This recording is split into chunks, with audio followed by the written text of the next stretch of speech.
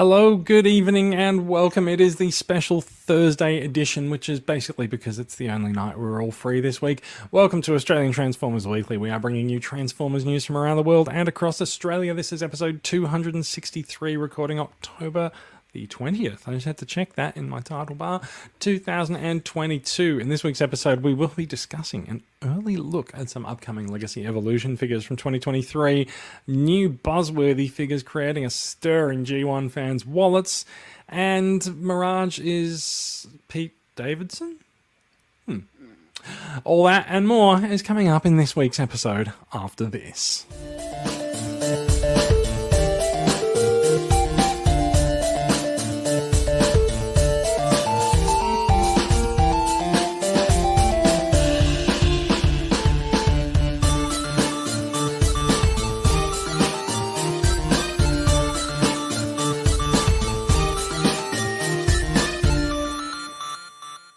Greetings and welcome. We have a nice full house for the podcast tonight. I am Jason, coming to you from Sydney. I have one Sydney cohort in Mikey Siciliano. How are you doing, sir?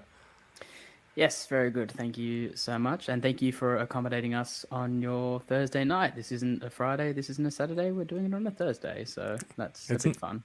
It's a different night of the week, but we're going to give it a go and see whether or not people pay attention. I've also realized that I'm not looking at the comments yet, but I should. I did the same thing. And yes, very good, very good. Thank you to Rob Franklin. Good evening to you, sir. Very nice to see you watching along. And as people watching along live can see, we do like to take a few live comments and talk back to people. I guess talking back to people is probably the poor way of saying it. Joining us, coming slightly out of Sydney, we've got Daria coming to us from Canberra. How are you doing, Daria? Pretty well. How's everyone in here tonight? How's everyone out there tonight? Doing all right. Not underwater like Victoria. I say underwater like Victoria. I checked in with Brad, our erstwhile producer. No, not erstwhile. Erstwhile means former. Our producer Brad. I checked in with him how he's doing, because he is right smack bang in the middle of country Victoria. He said he's high and dry and there's no issues from floods near him. So he's just sitting there watching the water go on by. If you are in a flood affected region of Victoria, our hearts and thoughts and prayers. Not that sounds very effective, do go out to you, and we hope that you are all right. But yes, we were meant to get a ton of rain in Sydney this week, but we didn't. Did you get any down there in Canberra, Daria? Oh yeah, on and off. In fact, it was raining just when I was outside a little bit ago. So just a little bit, yeah. But... So it's actually really handy having Mikey on the podcast at the same time as me, because weather in Sydney moves in from the west, so Mikey can tell me when it's about to rain. Also coming to us from Adelaide, as you are in Adelaide this week, I think, right, Max? It's a roll of a dice, but yeah, I am in Adelaide, sort of waiting for the water to arrive. Excellent. The funny thing is, actually, I was supposed to be in Capram Station up in the Mallee, and then that's all flooded now as well. So I'm back here sitting in my parents' house talking about Transformers. And to be honest, what better way to spend it? I'd much rather be here than in a muddy floodplain. Fair enough. The options are either talking about Transformers or in a muddy floodplain. Can you say that 10 times fast? I'm not sure I can. No, I can't. But yeah, yes. Well, okay. Well, look, we might we'll talk about some Transformers then, shall we? First up, what have we got in terms of local news Transformers wise? There's not a lot of new releases. There is I guess a bit of an update. We spent a bit of time last episode talking about Bulletproof Villain, and I think at the time that we were talking about them, we were a little bit suspicious of what was going on, but they hadn't actually announced what was happening. The business is closing, so do keep an eye on your email inboxes if you do have any outstanding orders with them, because there's some important communications from them coming to you about that. And we've got sticky pinned posts in both of our Facebook groups giving you some advice on how to deal with it. The short version is that if you've got a pre-order with them, they're probably not going to pay you back the full value of your pre-order for not supplying it, which is kind of sucks. Actually, no, it doesn't kind of suck. It really does suck. It But, yeah, majorly sucks. Yeah. it does. I've only made one purchase through them, and that was as they were dying, and I got a Voyager class bulkhead for $25. Pretty happy about that. It was in stock, so that's how I assumed that was the only way I got it. And yeah, I got it pretty quick, so I'm not complaining. But yeah, for all those people who have been affected by that company, I feel for you. Yeah, look, just to be clear, we're not saying that they're dodgy and won't supply your stuff. But if you ordered stuff that was in stock, you're going to get it. But if you pre-ordered something, then yeah, you're not going to get your money back on that. At least not fully. They do say that they're going to refund. I think it depends on how much you have. It was either 60 or 70 cents in the dollar. So that's bad news. Yeah. And if you look on the bright side, at least this is an isolated incident, and nothing like this has ever before happened in Australia. and will never happen again. You are in fact correct. Nothing like this has ever happened before, because usually when businesses go down, they just take your money with them. So at least in this case, the owners of Bulletproof Villain are committing to repay some of your money. Props to that. As opposed to just disappearing off the face of the earth. Absolutely. Just go to the website one day and it's not there, and that's the last you hear of it. Mm-hmm. Yeah. Yes, that's right. Let's not forget this has happened several times in Australian Transformers history, and it's a little bit unpleasant to have to deal with each time. But I think that also means that as a community, we're pretty good at dealing with it, and we know what we're doing. I am very amused by watching all of the things that are going on Daria's camera as she's getting things ready for us. All right, and we're back. There we go. I was terrified that drink was about to spill. Oh my goodness! Yeah, that would be a very expensive mistake if that happened. So I had to stop something else from falling. I also have a drink on my desk that I really don't want to fall over, and that is why I've locked my cat out of the room. We're going to move swiftly on and get to the news. Straight into news. Hasbro news. That will take us into some news. What news comes from via yonder? What are we gonna start with? We're gonna start with a bit of overseas release news. Wait, where's the button for this? Where's the button for the screen share? The screen share is already on. There we go. I'll get there eventually. So that did not work at all how it was meant to happen. Don't show the toolbar. There we go. Yay. All right. Sorry about that. So first of all, big news is that the Velocitron, the second Velocitron leader that we talked about just last episode as being revealed as Galaxy Shuttle, an Astro Train repaint, is already available in the UK. Hopefully this means that he'll be coming soon to Kmart stores in Australia. We haven't actually had confirmation from any confirmation from Hasbro. We haven't asked about Galaxy Shuttle coming here, but the assumption is that it will come here at the moment because everything else for this line has and seems to have been quite successful at Kmart.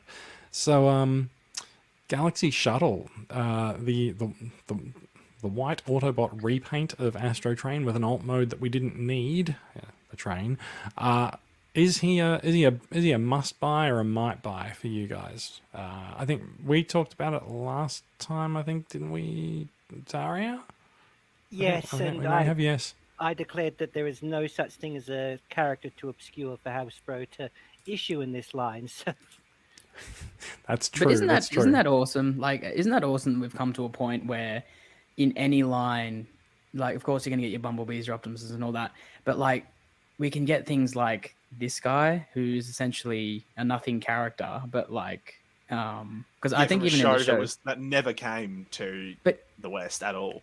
He didn't even do anything in the show, I believe. And he also hasn't. It's not like Star Saber, which has since appeared in Western media. This is just one of those many Japanese G1 characters that's only ever existed as Japanese G1. Yeah. Oh, believe me, I find Mark it's a good thing, Mark Jones brings up a good point. Oh, sorry. I was going to say Mark Jones brings up a good point. We need a Galaxy Train. So, I mean, if we're just going to name things for their alt modes, then we can also call this guy Galaxy Train if we want to as well. Sorry, go ahead.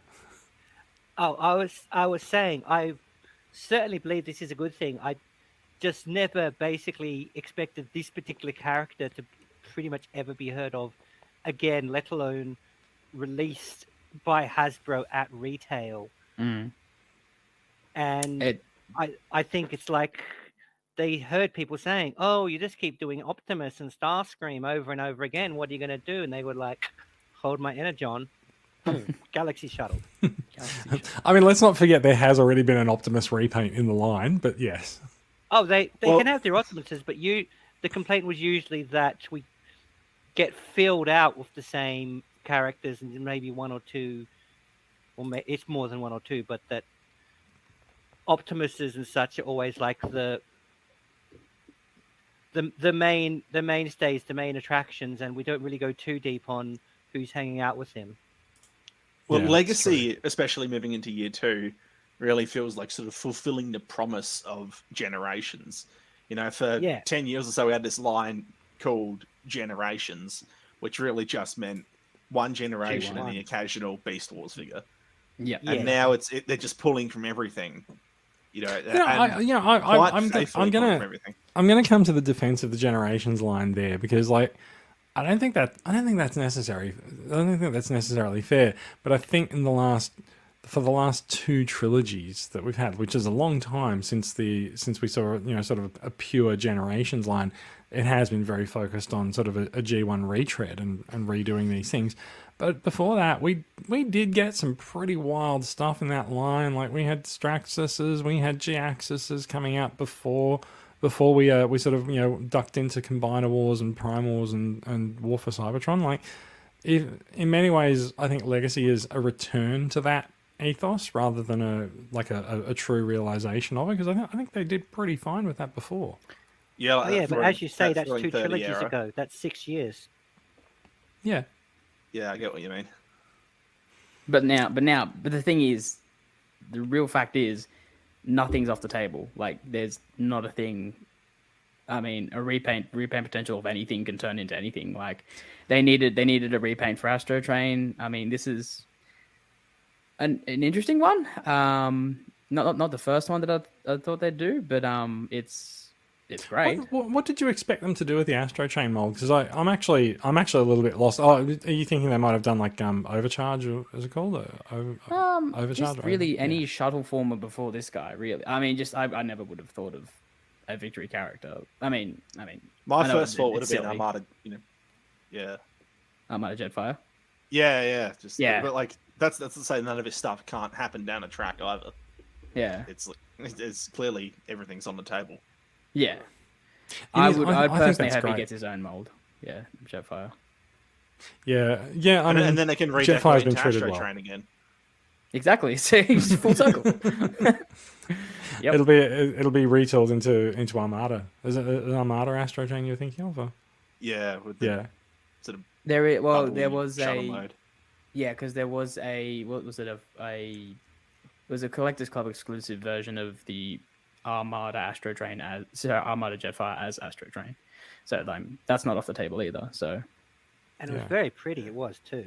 Oh, gorgeous! Like it's one of the best looking Astro Trains in my opinion. It's really cool. That massive Decepticon symbol on the shuttle was great. Looking at the photo of looking at the photo, so we've got a photo up of one of the UK folks on, I think TFW has kindly posted some photos for people, and we can say we had some concerns about the deco last week when it comes to the inside of the legs, and it appears to be kind of a mix of what we saw on the render versus what we saw on the prototype. So you can see there is a dark piece inside the leg, but the leg itself is not entirely dark inside. Yeah, so that's right. It's kind of an amalgam of what we expected to see there. I did hear someone say this morning that it does actually match the render, but I don't think it does. And just looking at the photos itself, like I think there's enough of a color change from the Astro Train mold here that it makes the familiar look unfamiliar. Like I can certainly see the parts of Astro Train here, but rendered in black and white, like I think it's different enough that I'm just like, that's not a familiar character. So, it's kind of a free repaint for Hasbro out of that. And of course, pretty sure the head sculpt is different as well, isn't it? Yeah, brand new. Well, Astro Train has been white and black before. It's had a black train mode and a white shuttle mode. So Astro Train's got one of the least consistent color schemes of any character in the franchise. Very, very true. It's unfortunate because he's a very cool character. It's true. Morgan Maroney says this is Shattered Glass Astro Train. And you know what? Maybe it is. The Shattered Glass line has been pulling double duty for the last year. So, why not have something else pull the Shattered Glass color scheme into it? Why not?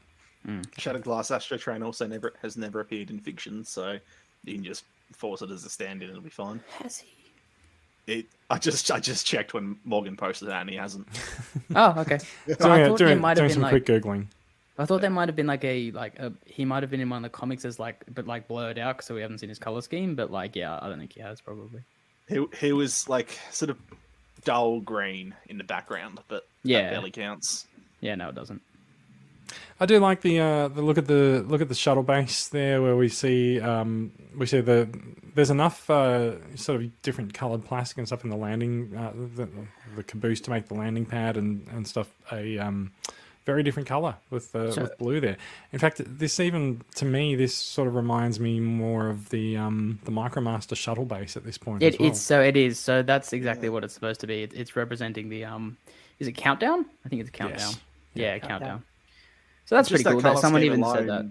Yeah. A relatively small little piece of plastic like that folded out in that color scheme actually looks quite convincing. It's a really nice little setup for, not very much plastic. It has also been pointed out that I think it was Hasbro's Mark Marr, I think, posted on Instagram, or one of the Hasbro designers had said that when they designed the caboose for Astro Train, I don't think they actually realised that they would be able to apply paint to the middle of it and turn it into a helipad.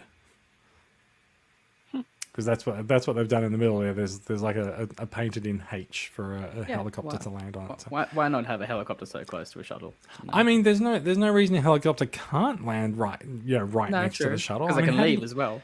Yeah, how do you expect the astronauts to get to the shuttle? Are they going to walk? I just like the name Caboose. I just think that's a really cool name.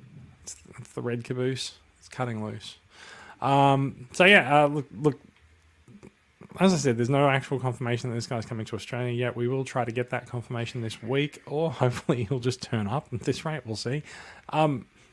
Velocitron's leaders have been extremely well priced at Kmart at $79. It's the cheapest leader class figures that we've seen in a long time. So, frankly, if I see it, I'll probably pick it up simply because it's a nice chunky big figure at a good price. Right. What have we got coming up next? Mikey, you were very excited about this one. This is a look from Prime versus Prime. As he tends to do, he's gotten his hands on some new figures well in advance of their release. We are looking at Scraphook and Needlenose from Legacy Evolution. There'll be Wave 1 in 2023, and he's posted up some really fun poses with them that really show what you can do with these figures. There's some fantastic ideas, and there's some really good ideas for connecting pieces up there as well. I was excited at the pictures. I didn't know who was supplying them because I'm not a huge fan of who's supplying them. But he takes a good photo. I'll give him that. But yeah, no, I'm just really excited. A new character. I'm always happy for a new character, especially one that looks kind of like Hulk Hogan. So there's been much made of his face sculpt, saying that his face sculpt looks a lot like Hulk Hogan. I don't necessarily see that myself, but it's just the handlebar, the shape of the head. I don't know. It just if Hulk Hogan had an eye patch, it'd totally be Scrapple. I guess that's the thing. It's the eye patch that's throwing me off. Probably that's throwing you off. But this looks great. Look at him next to his mates. I know, it's a nice little family portrait, isn't it? Yeah. I wish I do wish he was a bit bigger, but that they're incorporating this new Junkion, customizability design and just able to swap out the parts and stuff. So they couldn't really do that as a Voyager. Well, so there is a Junkion Voyager coming this year as well. We don't really know what. Well, I say there is, but like it's rumored. But there's supposedly 3 deluxe Junkions and 1 Voyager coming over the course of this year. Whether they all combine together or if they're just like lots of extra pieces to stick to other figures, we don't really know. But I'd hazard to say he's probably another bike. I'd hazard to say he's probably another bike. Yeah, Maybe it'll be something else. Either way, like I do think this is really good. There's a lot of detail and there's a lot of really cool parts and colors in his design. Like things have gone together. There's a lot of highlights and there's a lot of paint apps. So it looks like a lot of paint apps, but there's just like this whole thing of treating junkie on stuff. Sorry. Sorry, I was just going to say, like, there's red highlights and spots all over the place. His head appears to be looking out the back of the truck. Just look past that. He's even got hubcaps. Oh, I hadn't noticed that. That's unfortunate, but okay. I mean, where else is a Junkion going to stick their head? They may as well carry it around with them, right? I'm not complaining. No. I think they never really need a disguise anyway. Yeah, they're hardly a disguise. They're just Mad Max. As Mark said, he says Hulk Hogan looks more like Impactor relocated to the Mad Max cinematic universe. And yes, so he's, so still. Daria, you were going to say something in there. No, I think he looks great, and I'm also glad that we've started to move away from basically Junkions just being do-overs of Wreck-Gar. Yeah, I agree. I think ultimately this is the ultimate realization of what fossilizers and weaponizers and what was the other name for them? Oh God, what was it? Whatever they were. This is really a stroke of genius in terms of just applying Junkions to that concept. It's because 100%. It just doesn't. It was right there all along. Compromised, like the fossilizers were just so clearly built for one thing. And then you go on any Kmart and they've got 10 million of, whatever that Velociraptor thing is called. Because, no one cares. Whereas this has shelf presence and looks to have genuine value as a figure in and of itself. But exactly, because it can transform by itself. Quite nicely. Yeah, because it can transform by itself. So it's still a transformer, which is the best thing. Yeah. Modulators. That's what they called them in Modulators, Siege or Earthrise called them. That was weird. Yeah. On screen at the moment, we do have Needlenose. Possibly Needlenose suffers by being in the same photo shoot as Scraphook because we're so up on Scraphook.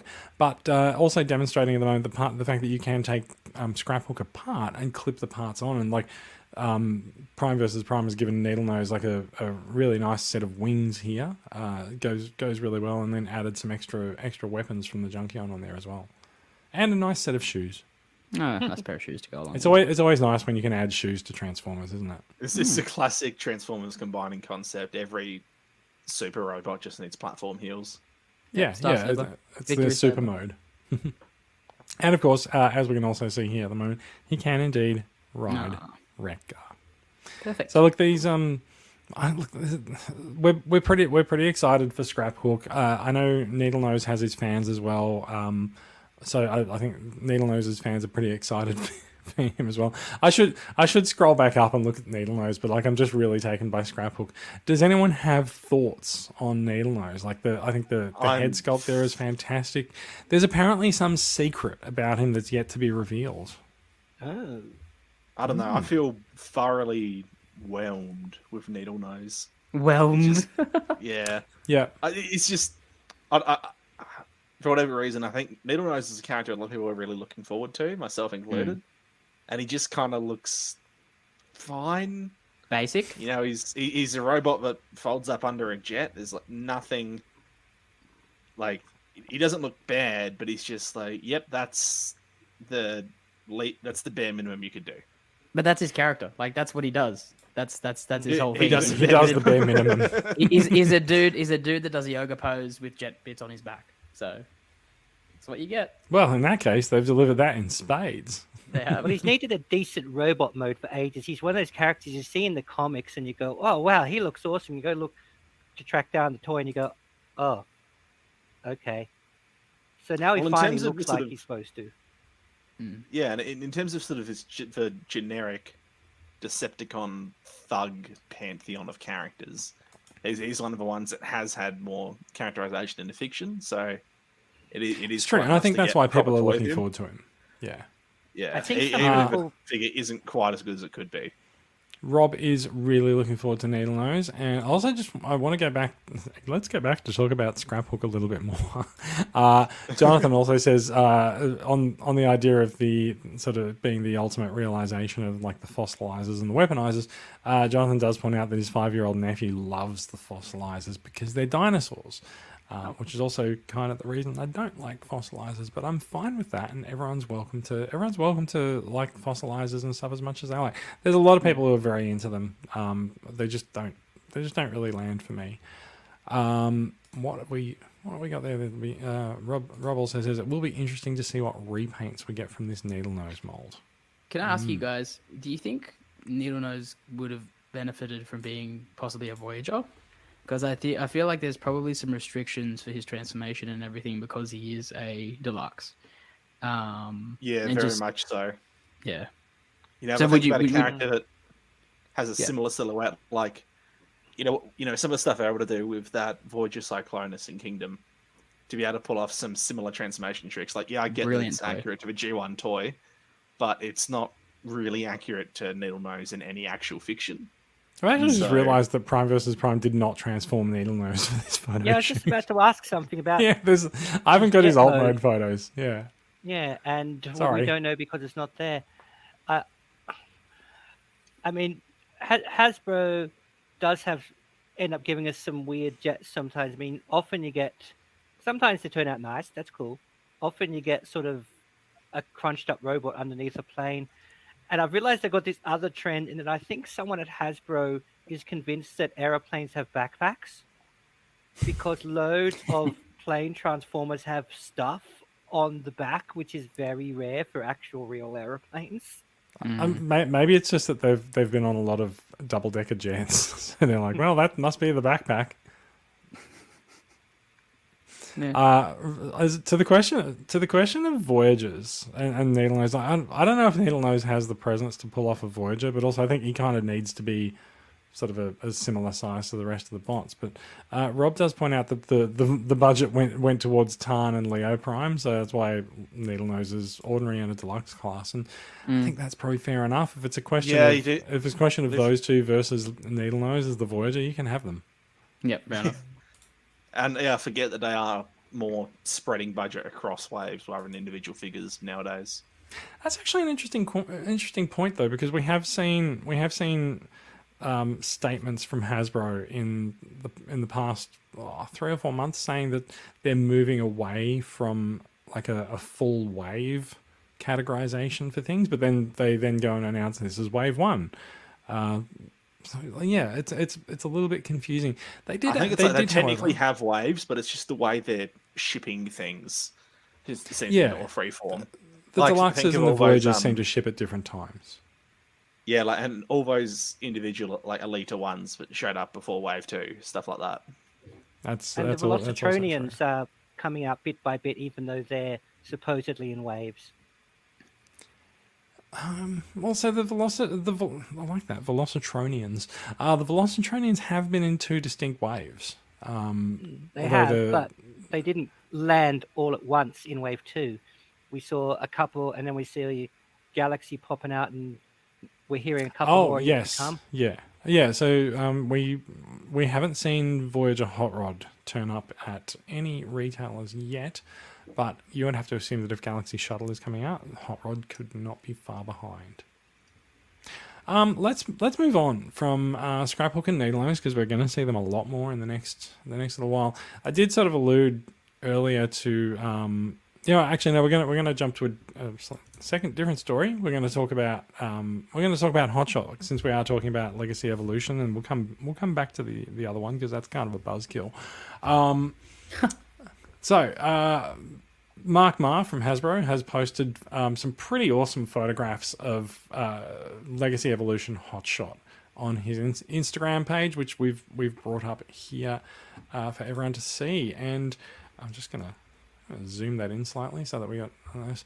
I gotta say, looking at this photo, I'm actually really impressed with what they've done with Hotshot's legs and feet, because he's got big chunky feet and there's a massive tilt on those ankles, and just it all goes together really nicely. And of course, he does have the ability to have that massive cannon on his back as well. Axle cannon, yeah.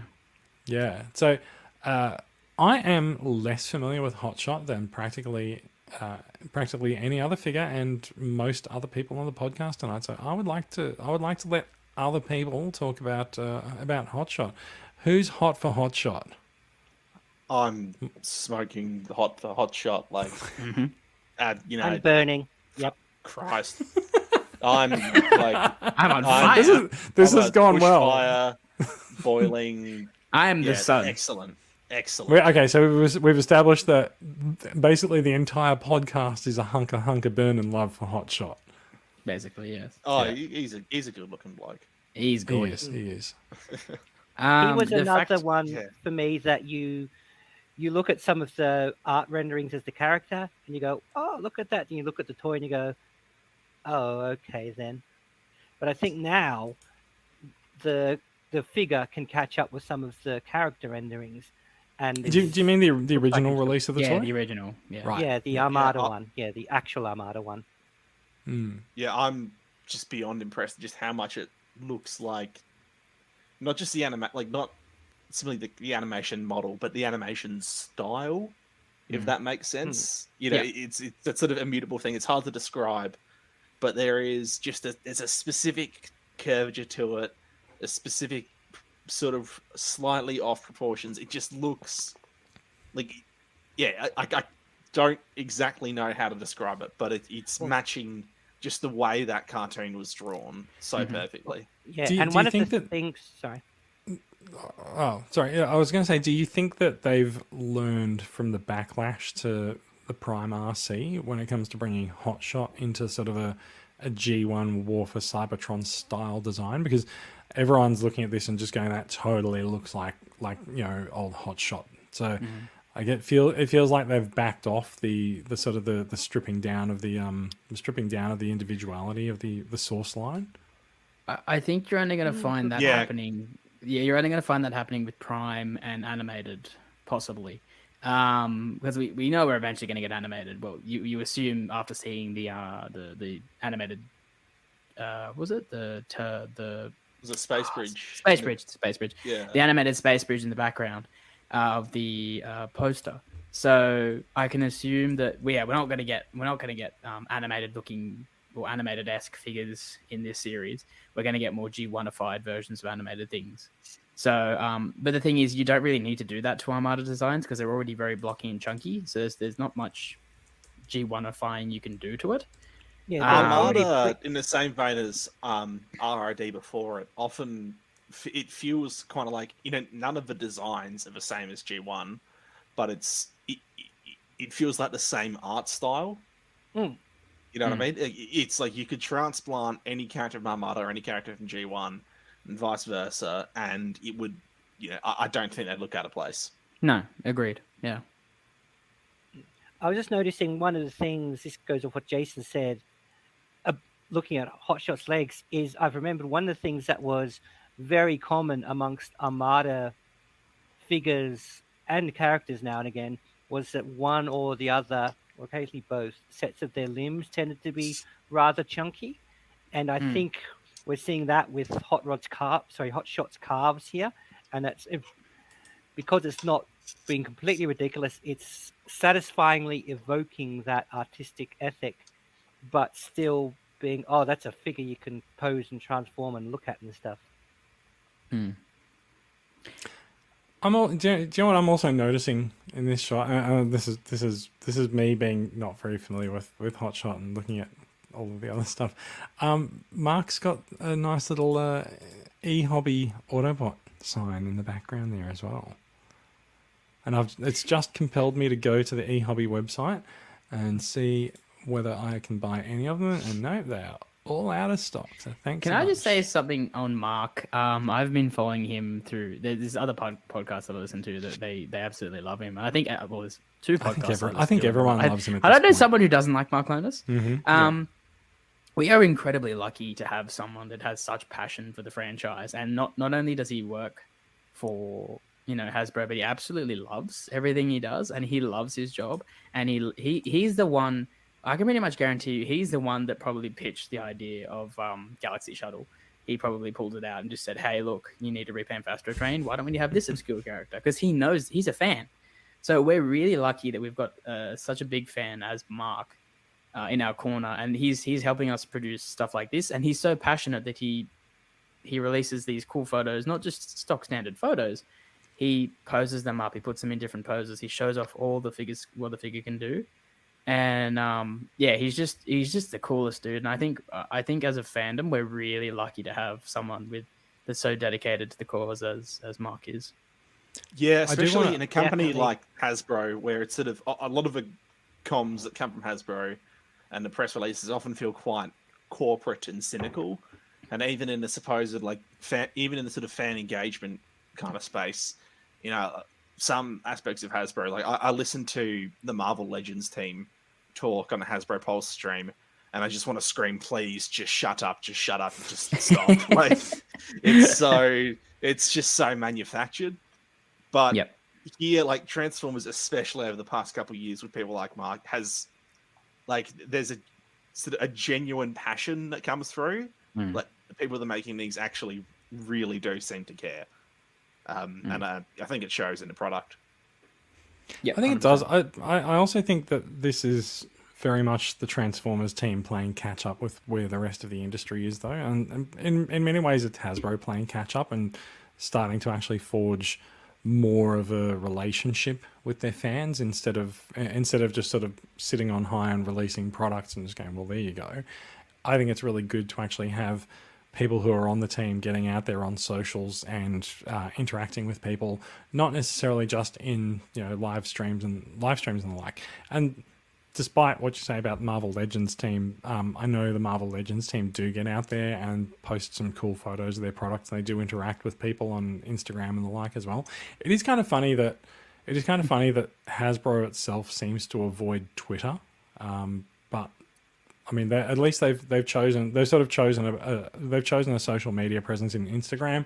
It's very image centric, so that's a perfect place to show off their wares. And as you can see, like over time, the guys are working out how to write sort of long form content and post it on Instagram. It also helps that, as you can see on my screen, you can log into Instagram on the web and post your photos now instead of having to do it all from your phone. So I think it's.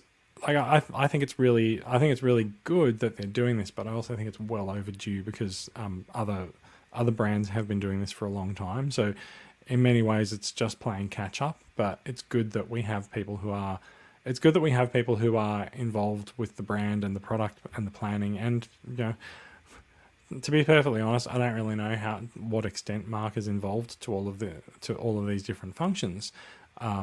But it's really good to have someone who actually, as you said, Mikey, is in our corner and a fan of these things, and then wanting to advocate for fans in the product marketing decisions, and also then go out and speak to us as well. It is a rare mix to actually find this in exactly these proportions that we so enjoy. And also to speak of Hasbro here in Australia, it's cool to also see them coming and interacting with us and seeing that actually, those people care as well. So it's awesome to see, they actually do really care, which is good, and I'm happy with that as well. That's right. There's a lot of people who work at Hasbro who are fans of the product as well, and it's really easy to criticize Hasbro as like a big nameless and faceless corporation, but every big corporation has a bunch of people who work there, and it's the people that make it. But yeah, right. Hotshot, unbelievably excited. And there's this one cool photo, and something that Hotshot's never done before or had before. If you keep going, there's a specific photo. Keep going. I hope it's here. Keep going. There you go. He can undersling his axle cannon, which is really cool. That's not that's something that's never been he can done. double hand it as well. Look at that. Well, so apparently, I think the thing that he's actually holding onto is his gun, and then the gun connects to the axle cannon, and then he can create a really cool underslung gun. So they've really gone above and beyond with this guy. Can I ask you, Jason, how have you found Armada Starscream? Oh, I love him. He's sitting on my desk right in front of me here, and like, might I say that like I'm 5 pixels on the top left of the screen, but might I say that I don't really know much about this era of toys, but I did have actually it wasn't Armada. I did have Energon Starscream, and I've got the Botcon Leozak repaint of that mold. So like, I'm familiar with some figures from around here, and I know, like, so I guess, Armada and Energon are not the same thing, but they are kind of related. But yeah, no, I really love this Armada mold. I do have the subscription service Ramjet up on the shelves behind me as well, so I'm a little bit familiar with the original mold. But yeah. Well, I was about to say, I'm hoping you like it, because I'm pretty sure we're going to see a whole hell of a lot more of those Starscreams as Ramjet, Skywarp, Thundercracker. I think we are as well. Once we get that blue Unicron Battles era version, the Thundercracker version, that is. Did you remember the Sorry, do you mean Super Starscream? Super Starscream, yeah. Whatever name they decide to give it. Do you remember the first Rude version of that? It was in the Takara Legends line, and it was just covered in this glossy blue paint, and it was the most just gorgeous looking figure. It's such a perfect color scheme on that mold. It's a great color scheme, and I love in the show. It's just like, as you said, Jason, his name is technically Super Starscream, but like he looks in a mirror or something. He's like, I look like Thundercracker. And that's the only mentioned Thundercracker. Of Thundercracker in the whole name not mentioned before or since in the show. Yeah. No, of course, but like he looks like whoever he is, he looks like Starscream. There you go. But no, that is a great design. So yeah, we're gonna like it. I'm glad we've got that. I'm glad the mold is great. I'm glad you like it. Look, I haven't really heard anyone say anything bad about it. I've seen a few people break theirs out and have a bit of a play with them. I think it's fantastic. It's really versatile. The shoulder cannons are awesome. They're blast effect compatible. He's got the Star Saber sword. The fact that they fit a waist swivel into that thing. Well, they're not. I feel like they're not going to release a Seeker without a waist swivel after the reaction to the last one. Yeah, but on that design specifically, where it was a bit of an impediment there, and him being a swordsman as well, it's kind of it's an important. That's the only just little things like that. That's the only thing that disappoints me about that mold is he doesn't have a removable wing sword. But as Jason actually said, when Jason firstly opened this thing, I'm just like, hey, is there any way for you to remove that wing without damaging the toy? And he removed it. So hopefully we'll have a third-party company come up with a... Yeah, so Jason's confirmed it. Hopefully we'll get a third-party company coming up with a wing sword, because I really, really, really like the wing sword, and the sword that a wing sword and a larger Star Saber as well. Oh, look, even an actual Minicon team that can combine into a Star Saber, that'd be great. Or just wouldn't the original Minicon team have a 5mm port to hold them? It does. Yeah, I actually... there we go. So I have the Decepticon Star Saber version of Minicons. And I do feel like it would fall over holding them though. He doesn't really hold it, but I've got the Fans Hobby Megatron, and I've got it loosely in his hand, resting on his cannon underslung, and he looks really cool holding it. So, I might have to give that to Starscream when he comes in. But that's the only real thing. Like they almost had it perfect with Starscream, because they did everything perfectly with Hotshot. But they're just missing that one key character defining thing, and that was the wing sword. Yeah, it's true. Look, the wings are just attached with mushroom pegs, so they could definitely come off. I think you should go and start sending a few emails to people like Shockwave's Lab and the like, and see what the likelihood of them creating something to sit in there actually is. Maybe have a chat with Nonef as well and see. Mm-hmm. I think it would be really interesting to see people do that. And then sort of getting some paint applications or repro labels onto them as well, because there is a color scheme to those wings as well. All right, let's move on. There is one other thing that has also created a massive stir in the last week or so. It is this image that is on screen, which is the Buzzworthy Earth Mode Hound. Finally, we're getting an Earth Mode Hound. It is in a Buzzworthy exclusive pack, which is likely to shit everyone. And there's also a Dark of the Moon figure as well. He's so ugly. It's so bad. Do you know what? So what we've got? What no we've got? budget on that thing. No, Well, it's shocking. I'm not sure that I agree. So what we have is Hatchet, who is another one of the dreads from Dark of the Moon. We've seen Crowbar and Crankcase. Yeah. So they were the dreads from Dark of the Moon. So this guy goes with them. So if you've got those first two, you're probably going to get Hatchet to go with them. Whether this guy is a repaint or a retool, like I'm pretty sure that he's a decent retool because he does sort of sit on all fours quite nicely. I think that also colours the fact that people are willing to go for Hatchet because they want a set. Never underestimate the likelihood of Transformers fans to go for a set of something, and when it comes to sales. So I've seen more people than I thought would be into Hatchet, wanting to locate it when it comes out. We don't really know when it's coming out. These images were found on a distributor's website attached to the listing for the previous Buzzworthy Deluxe crate, which included Cliff Jumper, Cup, and B127. So there's been an assumption made from people that those three are coming back along with these two in a new wave. Now, given the number of cups that are around sitting on store shelves around the world, I think that's a phenomenally bad idea to repack all of those figures.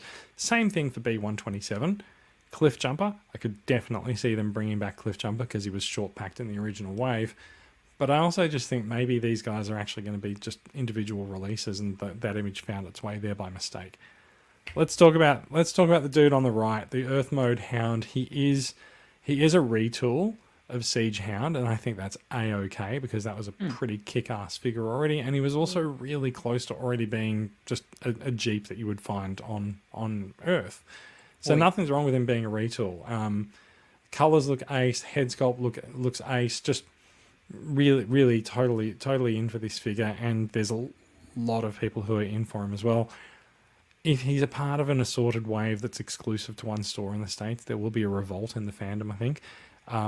Word is that there will be solid crates. Yeah, so like he's not going to be another Cosmos. He won't be short packed. Like they're not that stupid, but there's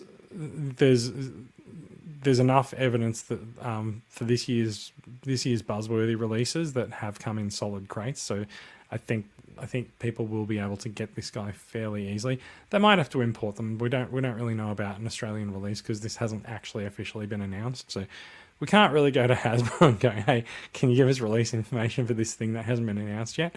But we'll see what happens when we actually do get an announcement.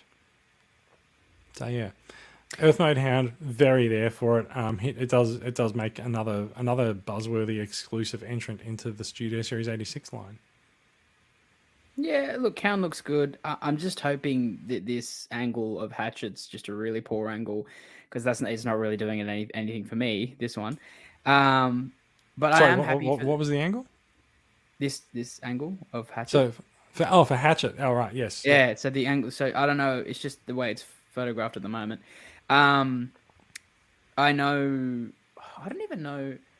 They released one of the dreads, I know, through this, I think it was Crankcase. And Crowbar was technically Dreadbot from the previous line in the last movie, whatever that was, that we don't talk about. Yeah, I think he was brought forward from one of the previous toy lines, wasn't he? Yeah. So this will be. So I'm glad. Retols are the same mold. I'm pretty sure they are. Yeah, and this guy looks to be the same thing as well. This guy's a shell, but I think they may have retooled some of his parts so that he sort of walks more on all fours. Yeah. So look, I'm happy for people. Like when I did collect Studio Series, I was really wanting a Hatchet. I hope he's good. You know, he looks interesting from this angle. But who knows? It could be a really good toy when we see anything other than this. It's true. It does need to be pointed out that we are looking at a render, so different things. Yeah, pop, it doesn't. Different Yeah, things pop differently. Yeah, it's going to look different under different light. So, yeah, I'm hopeful that this is good and that you can finally have the trio. And I think you'll almost have everyone from Dark of the Moon by then. So that's pretty cool. Other than those random robots that go around absolutely obliterating humans. You mean Decepticons? No, like that Cloverfield bot. Like, I'd love to see that. Like, there was this big like tank dude that turned into like the Cloverfield monster. I doubt we'll ever see that, but that'd be pretty interesting to see. I just double checked, sorry, and it's Crowbar was an extensive retool of Berserker, and then Crankcase was a straight repaint of Crowbar. So were they all in the yeah, Series so line? you're right. This is actually the fourth Dread, isn't it? Not the third one. Well, I think Berserker wasn't technically a Dread. No, he's his own was guy. in the last night. But Right. But there was supposed to be a full set of so dreads. Yeah, I was about to say. There was supposed to be like a full set of 5 more dreads that were cut from the last night, and only There were Berserker made it 5. in. Really? No, yeah, 5 that were cut from the movie, including they were like anarchist themed, and it's always Josh Lizzie concept art. It's really, really cool. Well, I mean, but the like only thing most we got really from- cool things with those movies, they were cut. The best part of the last night was the end credits, but the only thing I remember from Dreadbot was that one scene where he's just like strapped in the what was it, Silence of the Lambs getup, and he's just like they take his mouth plate off, and then he just starts swearing or something. That's all I remember from that scene. It's not very. That was Berserker. Dreadbot was a different guy who wasn't. Dreadbot was the Dreadbot was a completely different potty-mouthed robot. But, yeah, so he was the wasn't same model, but without the actual dreads. Was Berserker the one who implied he'd this had is- one of the Nest guy's wives? No, that was Nitro Zeus. That was Nitro yeah. Zeus. Berserker was the Of one course, who said yeah. who said. I'm pretty I'll sure eat he your said, brains. Hey, can we go back to where Dario said, "Oh, of course"? How does it being Nitro Zeus make it? Oh, of course. Because the weird notion of him proxy hitting on the guard's wife, I've relinked it with the frankly random name that is Nitro Zeus. Yeah, it's true. Oh, that really. that was in fact one of the most unexpected laughs of the movie. But yeah, That was the only laugh for me. So the only good All thing right. about that movie. while we do have you there, Dario, because we have spoken a lot about this, but we haven't heard from yourself. What do you think of Hatchet and Hound? I'll take them in from left to right just because they're on the screen that way. I honestly don't remember the dreads from the films at all. No, I've blocked Hatchet them and out. Friends. No. They were in one of the better scenes. I was about to It's, say that was the best it's scene got of that- Dark of the Moon. It's got that incredible Steve Jablonsky score. Yes, Or, highway It's battle. not. It's not. It's our fight. It's No, it might be actually. It's one of those ones that's sort of the main motif of the film, and it's like it's just it's scene of like these random generic characters getting blown up and like it's just running down the highway. But it's like it's the greatest scene in the entire film. Purely, It's pretty good. It's well shot and everything, but it's just the score is like, it feels like God is coming down from the heavens and you're gonna kill God. It's the most ridiculous thing you've ever heard. It's incredible. I'm, It's, however, still with Dario. I don't remember them. It's Where I was technically gonna- those. Where I was Yeah. going to go with that, though, is it means I'm kind of seeing Hatchet in isolation here, almost as though it were the first time, which means I kind of like the idea of this sort of bestial transformer that's sort of built like a proper beast and transforms into a vehicle. And it's not a robot. It's not a it looks like an actual beast. It doesn't look like a sort of sapient cartoon animal beast, as a lot of the beast formers are.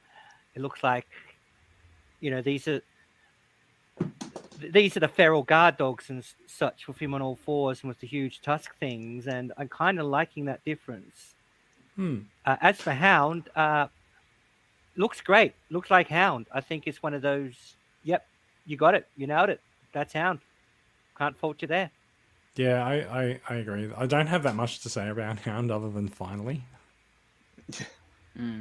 But it's the story of a lot of Transformers the past couple of years, where it's like, yep, that's the character, and it looks like everything you could want. Like, I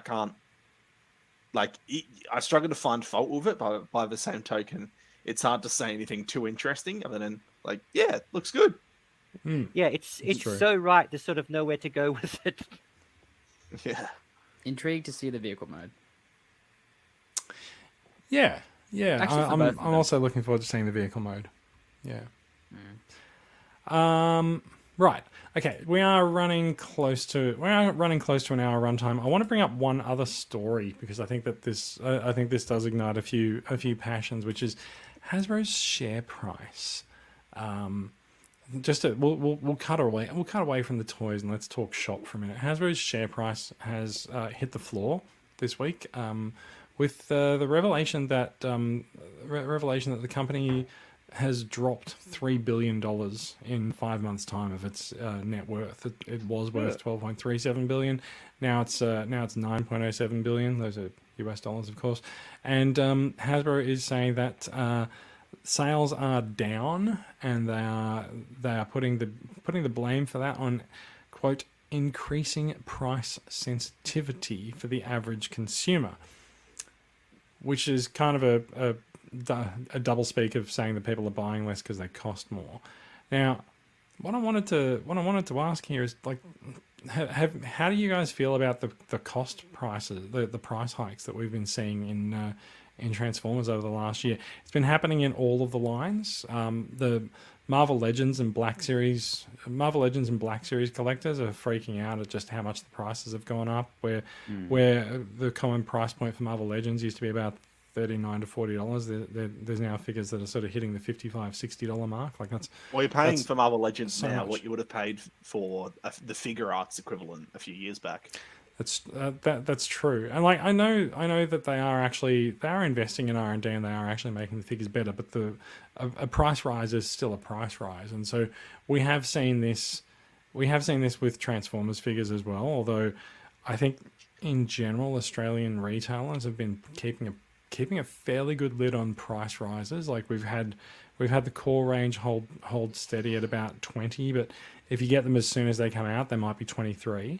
Deluxes are kind of all over the shop between $29 or $30 and $40, and even going up to $45.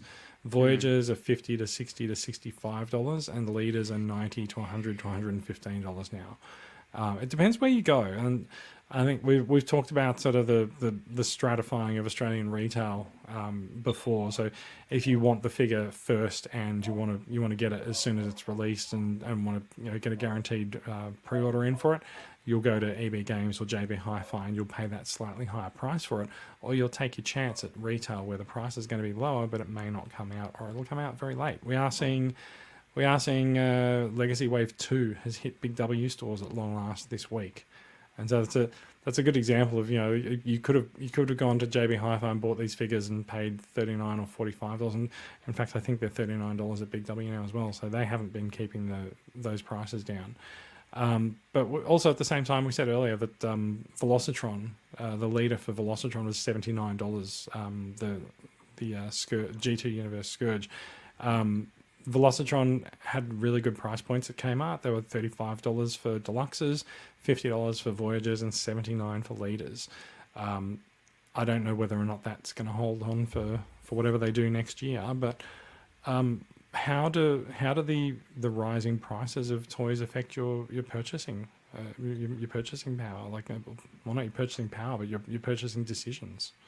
Someone please jump. It doesn't. It hasn't affected anything in the context of Hasbro specifically, because I feel like Hasbro in comparison to like a lot of import companies and stuff, hasn't actually gone up quite as dramatically, at least in Australian retail.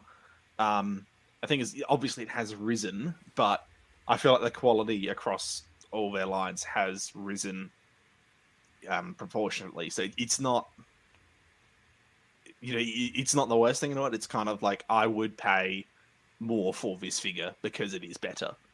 But I will say I am buying less on the whole because everything is more expensive. It's like we can point the finger and say, okay, well, these Transformers are more expensive and we're buying less of them. But realistic, like, so's everything else. It's, it is just kind of like, well, everything in life is more expensive. We're in the middle of a global economic downturn, and wages aren't keeping up. If you're gonna drop your spending somewhere, I'm not gonna drop spending on keeping my car functional. I'm not gonna drop spending on food. I'm gonna drop spending on Transformers. So it's gonna be toys. It's gonna be luxury items that go right. Yeah, it's. I don't think it's a real. Yeah, it's not emblematic of a specific problem with Hasbro or with the hobby. It's just this is what happens at times like these. Yeah, and I think what you're saying about, the quality gets better, like the $50 figure is now $60, but it's got much better engineering. But if you've only got $50, that doesn't make any difference. That's true. It's not going to buy it no matter how good it is. So I think price rise is a price rise. Yeah, I think especially to collectors on a tighter budget, some of them just going, well, I was going to buy that figure for X amount. Turns out it costs X plus 1. I don't have X plus 1. I'm not getting the figure. And most of the figures I've bought in recent history, I'd say most, not even been that many, which is pretty much fitting in with what Max said. But what I have bought tends to have been mostly under some kind of discount or sale or lucky grab or something. I've bought very few at the standard full price for whatever reason. Yeah, that's fair enough too, and that does actually go to one of the comments that Rob made as well, which is the pays to shop around and keep an eye out for online sales. If you are in, we know JB Hi-Fi price matches like a mofo, but if you're in any store and you see something you want to buy, just open up your phone, Google it, see if there's a cheaper price on it somewhere, and see if you'll get them to price match. And if they won't price match, then consider going to that other store and just picking it up there as well. So for me, it's become a trend for basically for Titans. I've convinced myself that I am actually going to probably be going to get the new Metroplex that's coming out from the Cybertron Metroplex. But what I haven't convinced myself of is paying $300, $400 for it. And we all know with Titans, it's just inevitable that they come down in costs like a couple of months down the line. So, and it's also comes to the fact of, if it doesn't come down to a price I'm happy to pay for it, it's a figure that I'm not gonna lose sleep over if I don't get it. So that's how I feel about Titans and the top tier expensive figures. One of my acquisitions today, I think this was the first time in a long time, at least, that I've actually paid $40 for a deluxe. And that was quite disheartening. But I've got to I'm not a completionist, so I'm not going to go complete all the lines. So if I was a completionist and I was paying $40 for a deluxe, $60 for a Voyager, and however much you want for a leader, I wouldn't be happy. But I'm a bits of this, bits of that collector. I'm basically just getting what I want. So at the moment, I'm just getting, basically everything is not G1 because I feel like I'm representing that in Masterpiece. So yeah, I'm not I wish, as Max said, the world's as it is at the moment. So, I've kind of come to accept it, and the fact, that I only buy little bits here and there, It doesn't really bother me a whole lot. But yeah, it's not ideal, but it's just the world we live in, and the quality doesn't seem to be going down. I don't think the figures have been pretty good. So if we're keeping to the quality of the figures, and the price goes up, I'm hoping. I know from other podcasts that I've listened to, I think we're going to see yet more increases in the prices of these classes of figures. I'm not looking forward to the day when we're going to be paying $45 to $50 for a deluxe. That'll really suck, I'll be honest. And then what does that mean? A Voyager's going to cost $80, and then a Elite what, $150? I'd hate to think what Titans and Commanders are going to cost. But unfortunately, that's just the world we live in, and yeah, I'm going to keep paying it because I love the franchise, and as long as I can afford it. Obviously, you're not going to, as Max said, you're not going to put your eating or your life expenses over, Transformers over that. But I can see where, they've lost a lot of money because people are just like, hey, look, close to $40 for a deluxe. Like a parent seeing that, saying, oh well, maybe I'll just get like the smaller figure, or they can. We'll buy the smaller. There one, isn't really that impulse purchase kind of mentality anymore.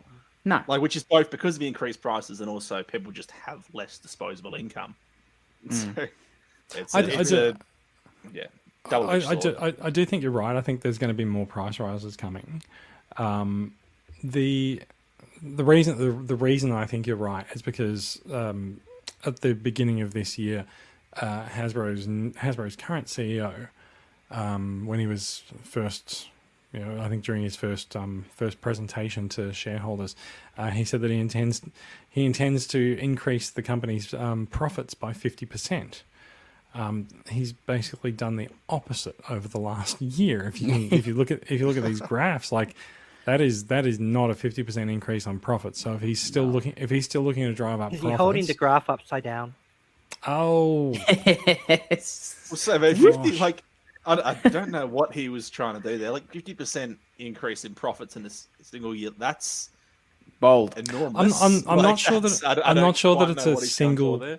I'm not sure that it's a goal to do it in a single year, but it is a goal. I've had a couple of discussions with people this week about this because this news has sort of come around and reverberated around the space. It's definitely not the same. It's definitely not the case. I saw one YouTube video saying, "Oh my God, Hasbro's going bankrupt." I'm like, well, no, it's not. It's definitely not that. But there's definitely changes going to be afoot if the company has sort of less capital to splash around. We have already seen a wave of redundancies go through, and the Transformers team has been spared from that. There's also word, like there's some wild rumors out there that like the board game division is going to go and they're just going to outsource board games, and like that's a massive change for Hasbro historically of that, how that company's done business, especially in board games. But I feel like we're all sort of of a certain age and above where sort of the relevance of board games to our lives is reduced, and so we sort of look at it and go, well, maybe that's the case. Maybe they will outsource those things. How many people do they really need working on Monopoly? Although that Beast Wars Monopoly has just come out as well. Oh, I really want that. Oh, it's $85. You were talking about price rises. Do you want to pay $85 for it, or would you rather pay $50 or $60? I'm going to wait. Gonna wait for that sale, and that's the thing. A lot of us end up waiting for the sales, but like we've also just looked at new and upcoming figures and just gone, "Yep, I'm going to buy that. Yep, I'm going to buy that. No, I'm not going to buy that." And so, I mean, we're all potentially sort of in our own little bubble where maybe we're not that sensitive to prices, but we'll take umbrage at it for people who might be, and. I certainly look at things and I was like, yeah, I want that figure. And I'm fortunate enough to at least, as of right now, at least be gainfully employed in a position that actually affords me a bit of money to splash around as some discretionary stuff for luxury items. And I think we said it earlier, like luxury items are often the first to go in an economic downturn. And so I'm also fortunate in that I'm not the kind of I'm not a completionist collector like Mikey. Like, I'm not the kind of person who looks at an entire wave and just goes, "I got to buy all of those." So like, I'm probably not going to get. Who am I not going? God, who am I not going to get from wave? You have the thing is you have to think of they're all pretty. They're all pretty good. I'm probably not going to get Leo Prime from Wave 1. And also, thankfully, there's no leader in Wave 1 as well. So, we'll see what happens with that. Yeah, that's interesting. It is interesting, but Mark says board games are supposedly making a comeback this Christmas. That might be in the UK where they can't afford electricity to run any of their video games. So that's I saw, I don't know, Mikey, you and I are both on the Triple Takeover Discord. I saw someone post their power bill in there today, and like their electricity bill has run up £16 in 2 days. God, that's astonishing. That's horrible. Yeah. Goodness me. That's that. If there's a comeback for board games this Christmas, I think it's purely going to be based on electricity prices and the fact that you can play them by candlelight. Look, we can, I think we're quite, morose about economic downturn here and all that kind of form of Transformers, but, at least we can take solace in the fact that we're not the UK. Not yet. Not yet. Let's just we're on our way. Give it a year, and we'll see what happens. But yeah, look, enough doom and gloom. I think that's enough. That's enough news and down discussions. Let's talk about some fun stuff. I'm going to kick out the screen share and bring us back to a 4-up. Let's talk about some acquisitions. Max, you've got a few acquisitions. I think I might throw to yourself first. And Max positions. Righto. Yes. Well, let's. That's right, Jason. Let's start official. I don't know if anyone else picked this up. So that's the Wreck and Roll bulkhead. Hey. From the, he is here, but he's still in his box. So I hadn't touched Wreck and Roll bulkhead. The Wave 1 version, because I think by the time Wave 1 hit here, this had already been announced. And he's in terms of a big point of discussion with him early on was. This is sort of marrying the two concepts of his, prime/animated bulkhead and, movie Hound, which is kind of just bulkhead. And this one with the different deco, like the camouflage and everything, is really driving that home. It's an interesting figure, actually. It's, for what's sort of just a blocky truck, right? It doesn't transform at all how I expected it to. Like, the way things fold inside the chest is it's all a little bit off. It's not bad. It's just there's this very specific order of operations that sort of threw me a bit. Otherwise, like it's plenty posable, beautiful, like really solid feel, build quality. One thing that's kind of a shame is he has this gorgeous camouflage deco around the chest and on the shield/battering ram thing here. But because the chest is entirely clear plastic, just all the paint budget went to this chest. So none of that deco appears on the rest of the figure at all. Okay, so like the legs and camo are all tucked away in truck mode, so they don't need the camo, right? No, but you kind of want it in robot mode. Like it's there, but it's a bit inconsistent. These big swaths of green on the limbs that are just sort of absent. But like there isn't. Yeah, honestly, there isn't a huge amount to say about him. He is like a fairly quintessential Voyager feeling figure. Does a couple of neat tricks. The accessories are a real gem. Just like having the wrecking ball clamp around his fist, and then including Breakdown's hammer from Prime as an accessory. Yeah, the hammer's a great addition with this version as well. And like the hammer also goes well with sort of the idea of the wreckers in general. But yeah, that's I actually no longer have my original Legacy bulkhead. I sold it to someone because I knew that I had this version coming, and you've just reminded me why with the hammer as well. The hammer's a fantastic accessory. I also do want to point out Rob Franklin has been posting some fantastic photos of this version of bulkhead in the TCCA Facebook group. So yeah, and as Rob says, I've had a lot of fun posing this version of bulkhead. Yeah, it's a great. It is just a fun figure, like just the way we accessory integrate, and then he's really nicely posable. So and the proportions of him mean that he's not like, you know, he's a big guy, but he just looks beefy rather than looking like John Goodman. Yeah, I feel like he's built rather than fat. Yeah. Yeah. Another really pleasant surprise was this sort of shield accessory. I first looking at pictures of this thing and early coverage, I thought it looked like a bit of a cop out because it was kind of just like, oh, we've got the back of a truck. Well, we can't make it fit into a transformation. We'll just have it fall off and form a shield. But actually, it's like you can plug this onto his back here, and it just stays there, nice and snug for the entire transformation. Perfect, you know, conversion. Like, it doesn't need to be removed at all. So it can just be back kibble, and that's it. But otherwise, it's got, you know, a whole bunch of different configurations. So you can have it as a battering ram, shield, pile driver, all sorts of stuff. I actually really like the fact that you've sort of got it configured as a battering ram there, because I didn't think about that at all. Like it works sort of really nicely placed it with as a this little shield. hinge there. Yeah.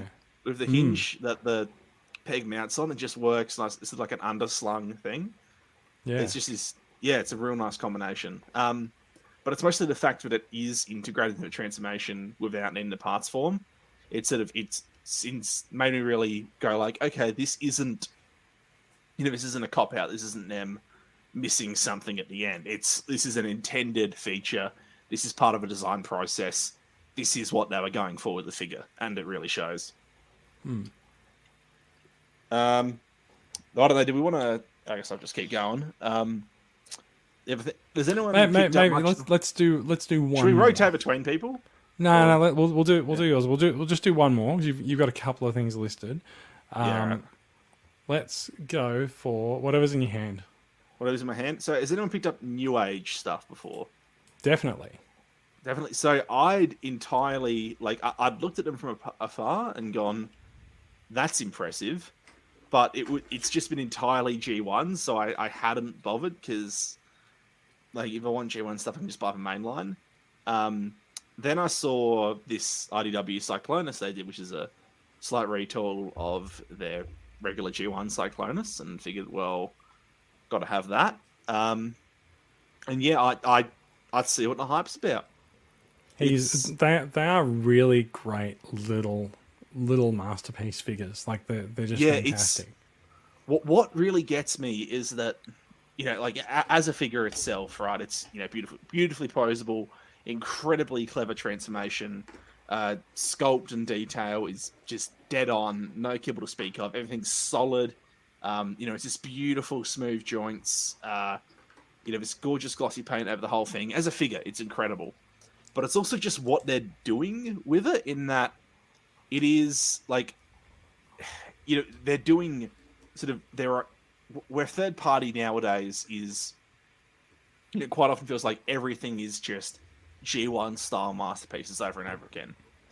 And this is like this is G1 and it's a masterpiece style, but it's like very much it's their own aesthetic, and it's not Legends scale. Like, it's an entirely unique scale. So it's sort of, you know, it's playing with this thing that everyone's doing at the moment. It's all, you know, it's you know, whereas there's this massive swathe of third-party G1 stuff at the moment, but it's not like it's still just by, you know, the virtue of the way it transforms, the paint, and just the scale of it. Like, the fact that the scale is entirely unique. It's kind of them going, okay, well, we're going to do this same thing, but we're going to do it slightly differently. So it's here's our take on the G1 Transformers, and they're going to be as accurate as you could possibly want, but it's still our own thing. And it's this really, like, just this really nice little way of setting themselves apart from the competition. Yeah, it's just really impressive.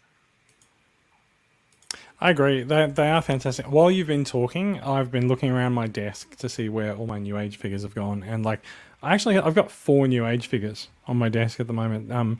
Mainly because they've just been sort of lying around. I'm gonna put myself up for a minute as well, since we're talking about these guys. I've got New Age Jazz. There was a time where I carried him around with me everywhere, and I'd take little photos of him at in meeting rooms, in cafes, and stuff like that. If I do sort of get back to traveling on a regular basis, I'll probably start doing that again because he's really cute, and his face design means that you can sort of map any emotions onto him that you really want to. And same thing works with their Bumblebee as well. I've got their Soundwave here as well.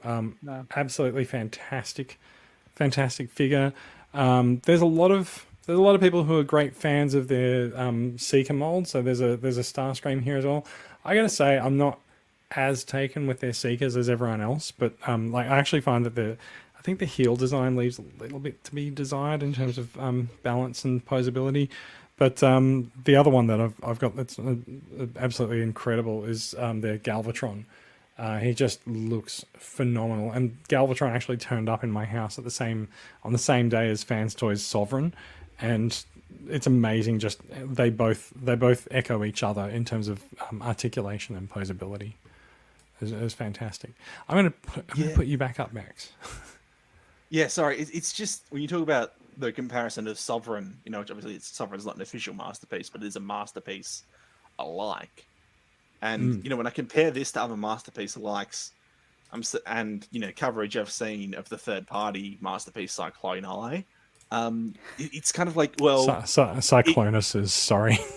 Okay, it is like it's doing everything you could want. Like it's so much simpler. It's there's no bullshit associated with it. It's not 10 million little panels to fold around, no spaghetti engineering, no accessories you're not really after. It's like it just is Cyclonus, and that's that. And it looks like a masterpiece. And it's I'm looking at this and I'm going, what's the deal with all these third-party companies that are throwing out these things of spaghetti engineering? What's going on with Takara nowadays where it's $500 and the thing takes an hour to transform? Well, you've got something like this and it just does everything it needs to. Like, you could scale this up to masterpiece size and it'd fit in perfectly. It's just, there's a precision to it, a deliberateness. Where it's like someone's really just gone, what's the most efficient way we can make this do everything it could possibly need to, and then it does it. Everyone, let it be known that on this day, October 20th, 2022, Max has discovered New Age. I have discovered New Age. I just need to make less G1 figures and more other things. Yeah, they definitely are very heavy on the G1s. I wouldn't mind a just some Maximals and Predacons at that scale. And then you could have them somewhat in scale with your masterpieces. Just give it another couple of years of budget cuts on the line, and your Deluxes will be this size. Max Mikey, I think. Sorry, Daria, you said you don't have any acquisitions to talk about. Oh, wait a second. I have a quickie because basically I forgot I'd ordered it, let alone it had come. And I spotted it while we were speaking. So straight out of the shipping box is Override or Nitro Convoy if you're in that kind of mood. Very nice. Yeah. Yeah. Very nice. So do you fancy giving us a live unboxing, knowing what I think of how we should unbox these things? Oh, well, I don't know how you think we should unbox these things because you referred to it by a name that I didn't know. Well, what you do is you get a lighter and you just wait for the toy to fall into your hand. I'm going to put up an item on the screen share that illustrates this because this does speak to one of my acquisitions, which is Legacy Minerva, and as we've come to refer to it around TCC as the Basher method of unboxing, which it looks like she's escaped. I know. Like someone better get after her. The Basher method of unboxing, which just sees you rip right through that box. I can demonstrate that. Yeah, I know you can. We're gonna get to yours in a minute. That would be a lot easier. Oh well. I know, and especially because these boxes just go straight into the recycling. Like, It's a great tragedy of modern boxes. The best box art I've had for years. They're really beautifully put together. Like, it's a set of boxes that I would keep, but they're entirely cardboard, so I can throw them out, and it's no worries at all. They can definitely go straight into the recycling. Yeah, like if it's a collector's box, I won't do it. But like for regular retail stuff, it is not staying in my house. Yeah, for the most part, the only boxes I've kept have been ones that I actually have a use for as a box. I saw a thing a while ago of when you know when you're an adult because you receive a box in the mail that contains an item and you look at it and you just go, that's a really nice box. Yeah, well, my home office here, the keyboard prop sags in the middle because I don't know, it's cheap. So there's actually a few. This is where that weird shape of the War for Cybertron boxes comes in handy because they nicely interlock to stack and hold everything up. Yeah. And here we are. This is. Yep. We have a Velocitron override live unboxed. There she is. There we are. There is the leader of Velocitron herself, of Speed Planet. Fantastic. Yep. I'll let her sit there because we're running to time, and I butted in with that one. We are. I'm gonna throw Mikey up on the screen there as well. Mikey, you've got 2 acquisitions tonight. One of them I also have as well, and I've also gone already with Minerva, so go for it. All right. So for my acquisiciones, yesterday I picked up, and this was the $40 deluxe, Knockout, and been very much looking forward to him. He was the last one that I needed for my Prime collection that I'm slowly amassing. So he's pretty cool. I think I might be opening him. And today, good friend and TCCA member, Mike Green, I went over to visit him with my friend Kate. And he had for me waiting at the door, Crusher. Excellent. So I'm very happy with that. It was a complete surprise because I asked him. I was just talking to him online. I'm just like, hey, if you see it, let me know. And there it is. So Jason will happily demonstrate her now. I've got the I've got the unboxed version there, so that Mikey doesn't have to. We're not sure about Mikey's commitment to the basher method of unboxing. I'm going to do it. Yeah, you're up for it with Knockout. I'm up for it with Knockout. All right. Look, I really like Crasher.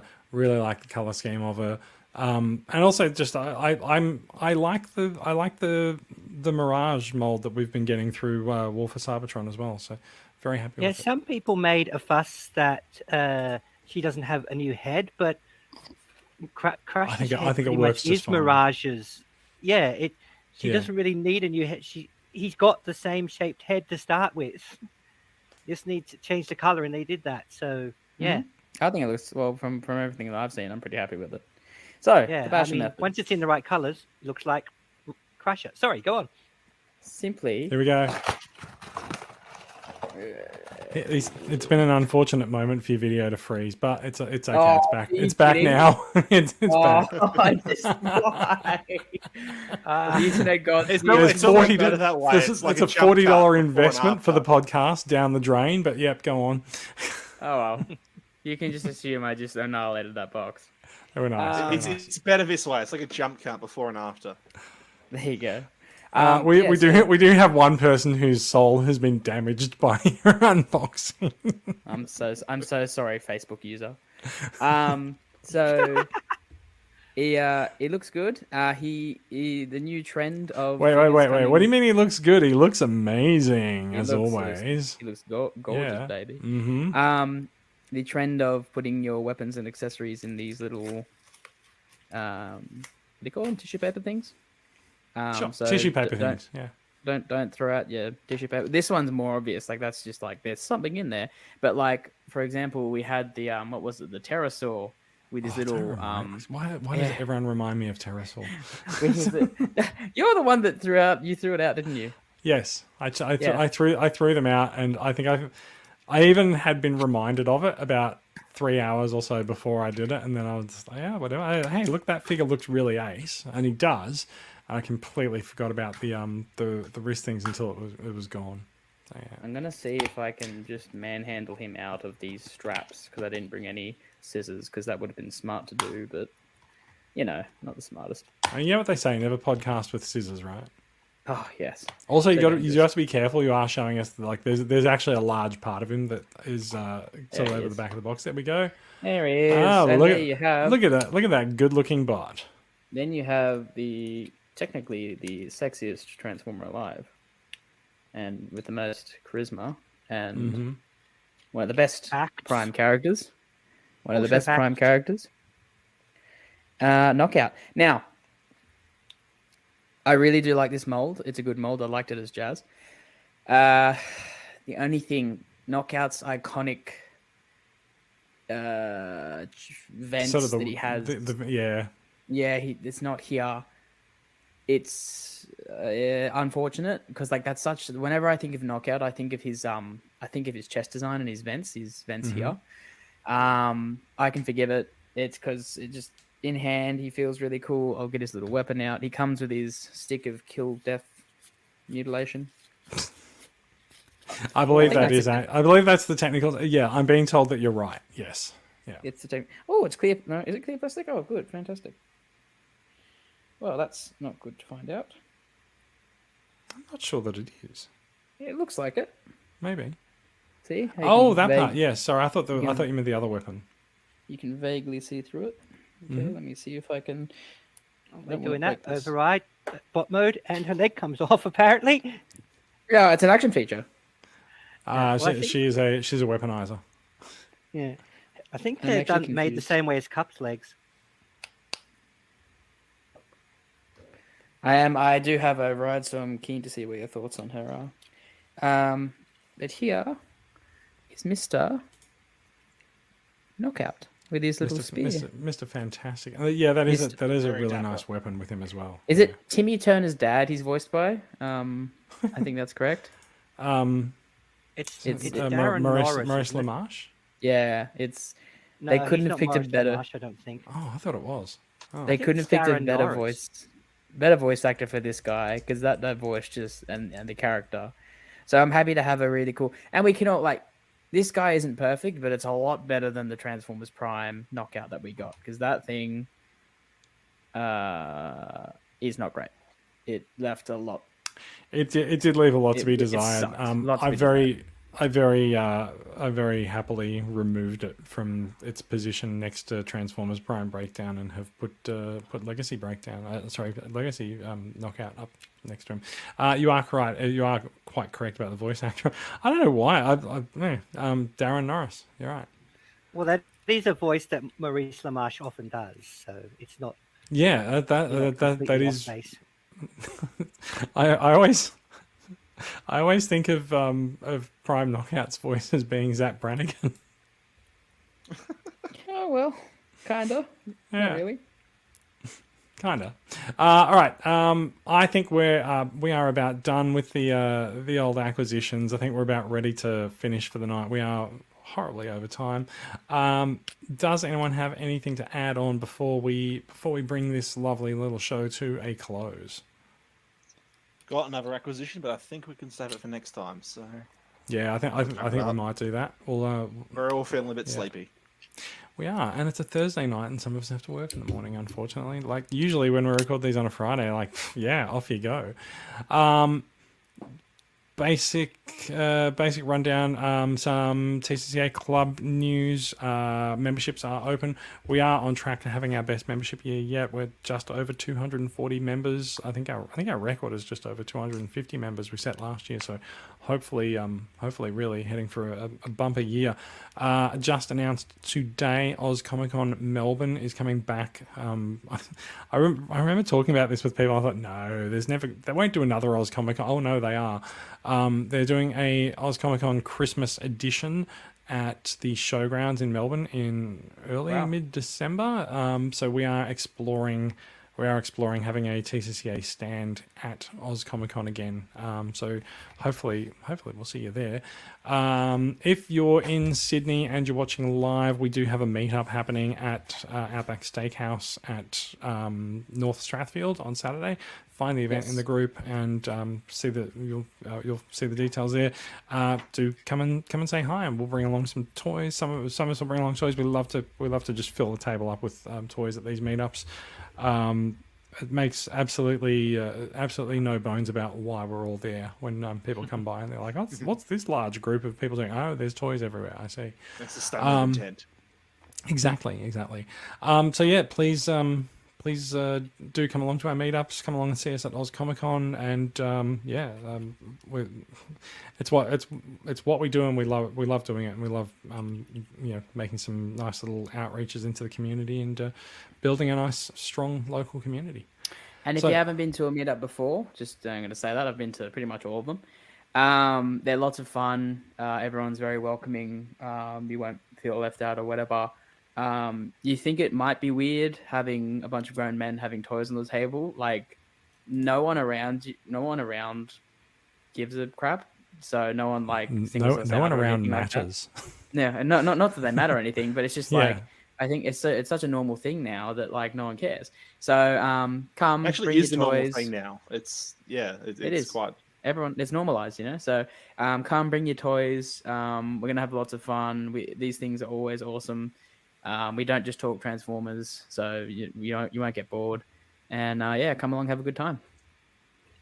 The last little local collab I had was a bunch of grown women with toys on the table. So it's all equal opportunity. It's fantastic. And we do have some girls coming, so We do. All right, everyone. Thank you for listening. If you've been watching along with the live recorders, people have. I've been watching the numbers drop as we finish talking about acquisitions and head into the outro. Thank you for checking us out, everyone. You will find out more about these stories with links to them and more in the show notes. You can get in touch with us via the Transformers Collectors Club Australia group on Facebook, and the Facebook page for the podcast is Australian Transformers Weekly. The website is transformersweekly.podbean.com. If you're not already subscribed, you can find out how to subscribe there. We are a production of Transformers Collectors Club Australia, a registered club in Victoria run by volunteers donating their time, effort, energy, money, and Friday and Thursday nights to make collecting life in Australia better for everyone. Our goal is to build the Australian Transformers collecting community by engaging fans around the country. We make content like this podcast. We attend live in-person events like Oz Comic Con. We run meetups around the place, and we run Facebook's largest dedicated Australian Transformers discussion and sales communities. You can find out more information about the benefits of TCCA membership and how to show your support for what we do at transformerscca.com. That is it for us. We will be back with more Transformers news soon. Maybe it'll be next week. Maybe it won't be next week. We'll see. It depends how much news breaks during the week. We'll see how we go. We'll see if they make those masterpiece Natron and Freezons. What? Oh God! Wow, that's a deep cut. I mean, there are so deep. I have no idea what it means. I know. It's a deep cut to end the show on. So I'm going to end the show on it. Thank you, everyone. Bye bye. Ta-ta. Catch you later. Night all.